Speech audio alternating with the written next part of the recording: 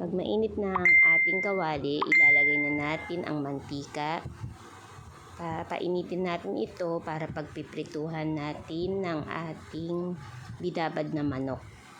Ang ginamit ko palang pambabad ay kaya with a twist ang tawag dito, Kapampangan chicken asado with a twist. Ginamitan ko siya ng coke, toyo, suka, asin, paminta. At yan, lalagay na nga natin yung ating mga manok.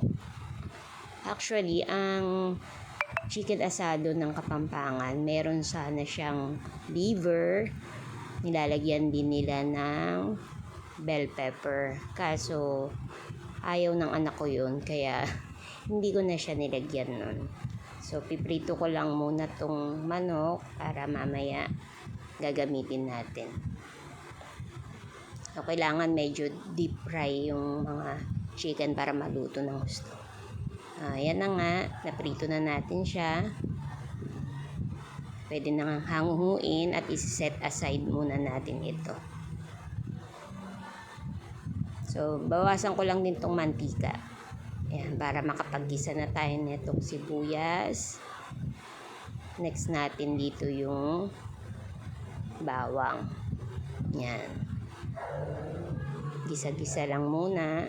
Pag naluto na, lagay na natin yung ating tomato sauce. Filipino style pala itong ginamit ko para medyo may tamis na siya. Kasi hindi siya matatawag na asado, kundi siya matamis. Yan. And then, pag medyo luto na tong sauce, lagay na natin ng ating mga itinabing fried chicken. Yan. Lagay natin lahat. Then, halu-haluin natin to para makover nung sauce yung chicken. Yan. Next, lagyan natin to ng paminta. Yung durog na pamintang nilagay ko. Next, lagay natin ay lagyan pa rin natin to ng konting asin para may alat. Yan. Konti lang.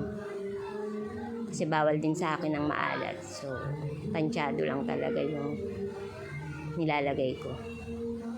Depende sa panlasa nyo guys kung gaano karami. Yan. Haluin natin para pumantay ang lasa. Lalagay ko na rin tong yung pinagbabaran ko nung chicken. Yan ang magiging sabaw niya. Para malasang malasa talaga, masipsip pa nung manok yung flavor nito.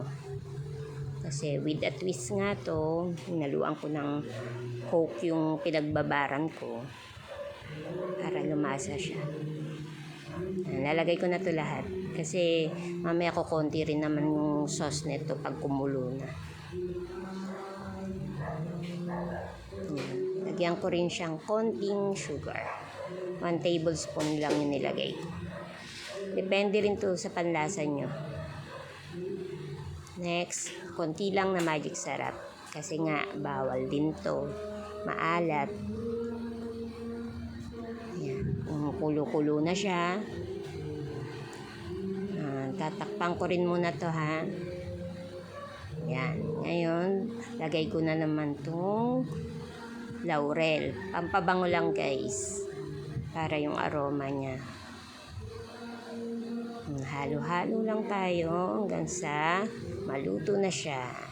Ayan na ang ating Kapampangan chicken asado with a twist. So, alam ko mag-e-enjoy na naman ang anak ko nito. Dahil ni-request niya to sa akin. So, ayan. Kain na. Manganta na. Ayan na guys. Gawin nyo rin ito. Madali lang siya para sa inyong mga kids.